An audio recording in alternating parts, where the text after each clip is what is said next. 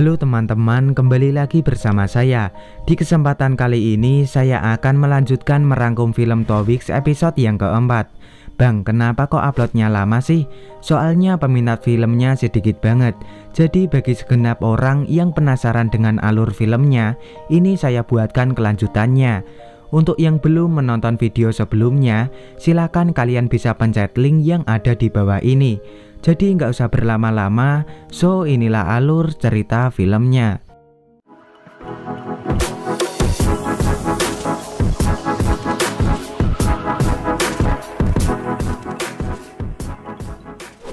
Tae-san hampir tertangkap polisi yang mencarinya ke hutan, tetapi tiba-tiba ada ledakan yang membuat polisi kehilangan jejak Tae-san.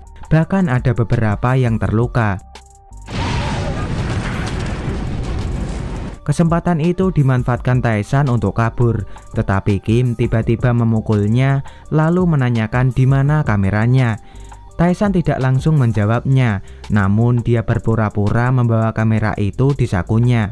Di saat Kim lengah, Tae-san melawan Kim dan berhasil meloloskan diri yang akhirnya Kim terjatuh ke jurang. Jae-kyung tentu marah-marah karena mengejar satu orang saja susahnya minta ampun. Singkat cerita, Tae-san kabur dan melihat banyak mobil petugas yang mencarinya. Melihat ada baju petugas di mobil, Tae-san langsung memakainya, lalu memberhentikan sebuah bus yang melintas di dekatnya. Tae-san ingin menumpangnya, beralasan bahwa dia seorang petugas, tetapi ibunya sedang sakit, yang mengharuskan dia segera pulang. Seketika seorang sopir itu dengan senang memberikan tumpangan kepada Tae-san. Shin memperlihatkan Monsuk yang kesal karena Kim selalu berhasil, kali ini gagal saat menangkap Tae-san. Monsuk bahkan mengancam Kim tidak boleh kembali ke Seoul kalau Tae-san dan kamera Misuk itu tidak ditemukan. Kim mematuhi perintah ayahnya dan mencoba menelusuri peta mencari kemungkinan arah mana yang akan dituju Tae-san. Tibalah Tae-san di suatu desa, lalu ia melihat ibu dan anaknya yang sedang membenarkan lampunya karena ayahnya yang sedang di luar kota. Kesempatan itu langsung dimanfaatkan oleh Tae-san dengan membawa tali lalu menyanderanya. Gadis yang disandera Tae-san bernama Seungmi. Tae-san memperlakukan mereka dengan baik dan lega, setidaknya bisa mengisi perutnya dan beristirahat memulihkan tenaganya. Tae-san juga memberikan baju kepada Seungmi karena Seungmi ya begitulah orangnya. Singkat cerita, para polisi mendapatkan laporan di mana keberadaan Tae-san dari seorang sopir bus. Sopir bus mengatakan bahwa Tae-san turun tidak jauh dari hutan. Pembicaraan itu ternyata disadap oleh Kim. Setelah rapat, mereka semua langsung bergegas menuju ke desa. Mereka mendatangi rumah warga secara satu persatu, namun orang-orang tidak melihat Tae-san. Shin berganti memperlihatkan Tae-san yang was-was dengan luka di lehernya. Kemudian Tae-san meminta hand sanitizer kepada Seungmi agar tidak infeksi pada lukanya.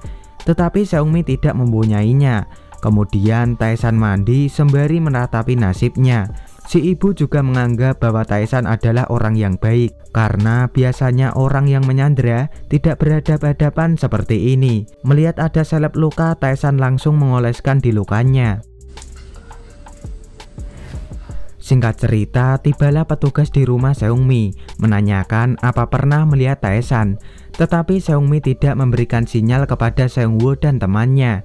Di samping itu, Tae-san sembari menodongkan pisau ke si ibu.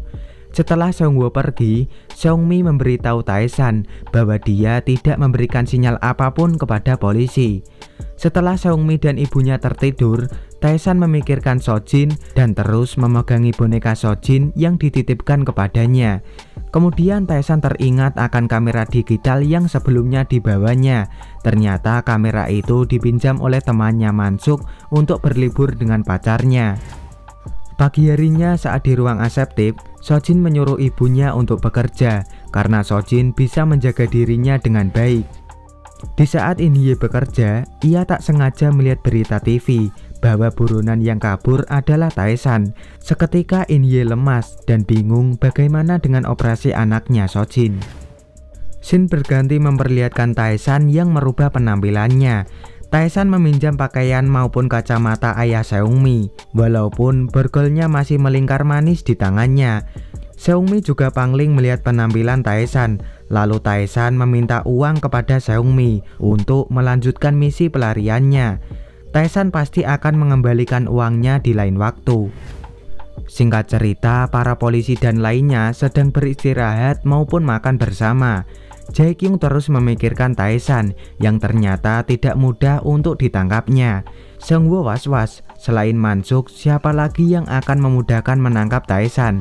Tak lama, Seung-woo mengabarkan semangat mereka untuk mencari koneksi di mana keberadaan Tae-san.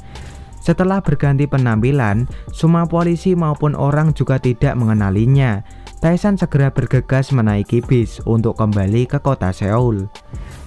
Di saat Tae-san menuju ke kota, di depan ternyata ada petugas yang menyetop kendaraan satu persatu. Tetapi kembali lagi Tae-san bisa menipu petugas dan tidak mengenalinya. Setelah mencari koneksi keberadaan dan hasilnya nihil, Seung-woo menyuruh Aido mencarikan catatan panggilan terakhir Tae-san. Singkat cerita, Ji-guk meminta Jung-woo untuk memecat Jae-kyung sebab mendapat tekanan dari asosiasi perempuan. Ji-guk bingung dengan kasus ini, sampai-sampai Senator Jo harus turun tangan menyelesaikan kasus ini. Seketika Jung-woo kaget mendengar nama Senator Jo. Setelah Jung-woo menemui Ji-guk, Jung-woo sekarang tahu suatu hal, di mana orang yang ingin memecat Jae-kyung sebagai jaksa adalah Senator Jo. Seketika Jae-kyung juga kaget mendengar nama Senator Jo. Di saat Senator Jo melakukan wawancara, tiba-tiba anak buahnya memberitahu bahwa ada seseorang yang bernama Jae-kyung yang ingin menelponnya. Tetapi Senator Jo marah karena dia sedang berwawancara.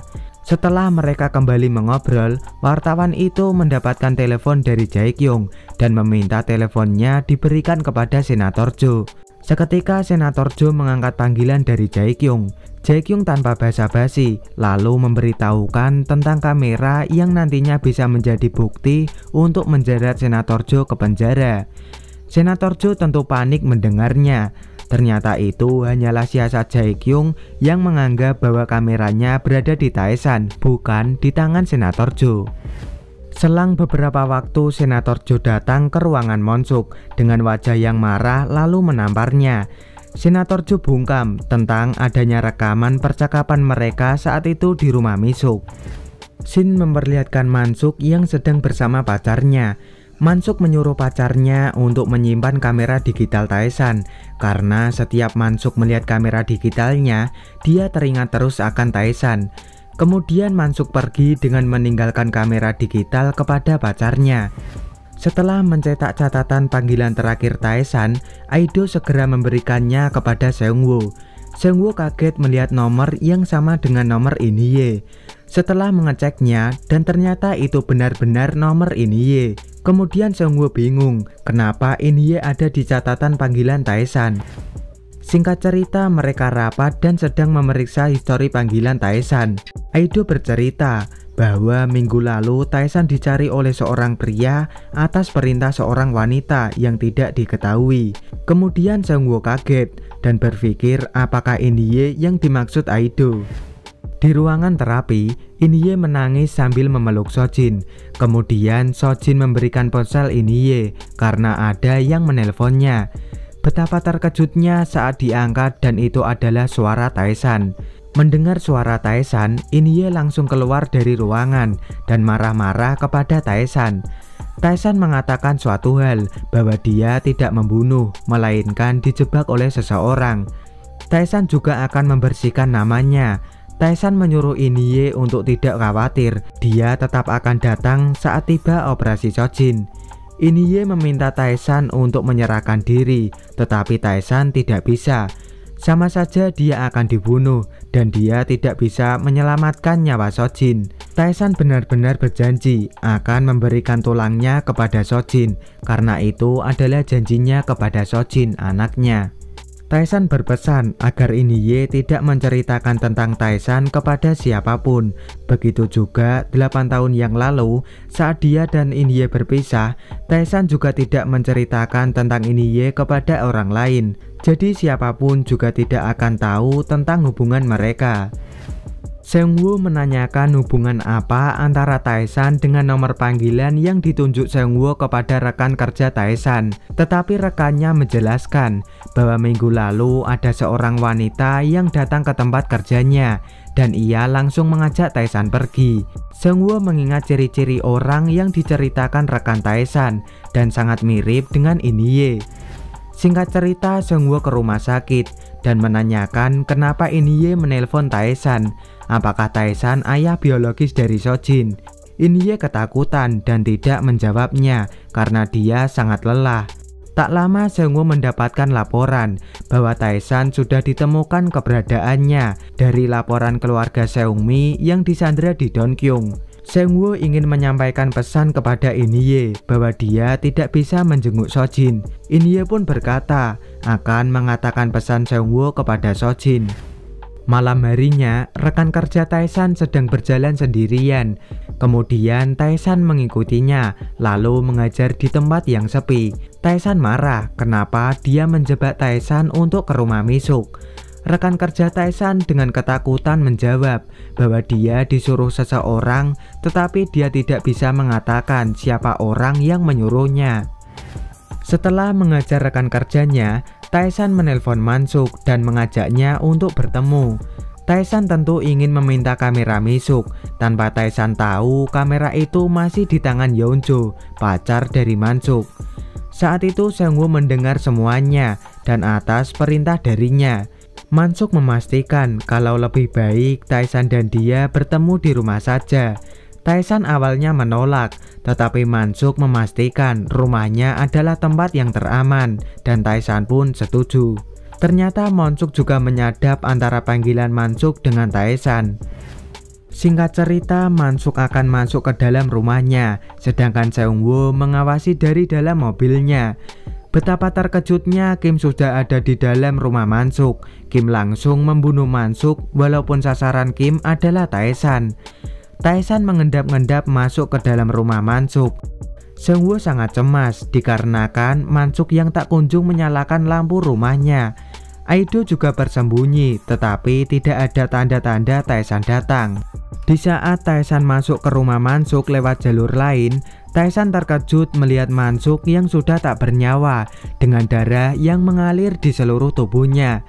Di saat Kim ingin membunuh Tae-san, Tae-san langsung keluar dari rumah dan tanpa sadar menabrak Seung-woo yang memang ada di depan pintu. Mereka sama-sama terjatuh dan terkejut. Sojin juga mencoret hari ke-13-nya sebelum dia akan mendapatkan donornya. Nah, bagaimana kelanjutan alur filmnya? Jika tembus 5.000 penonton, nanti saya akan buatkan episode-episode selanjutnya. Terima kasih, Mamang.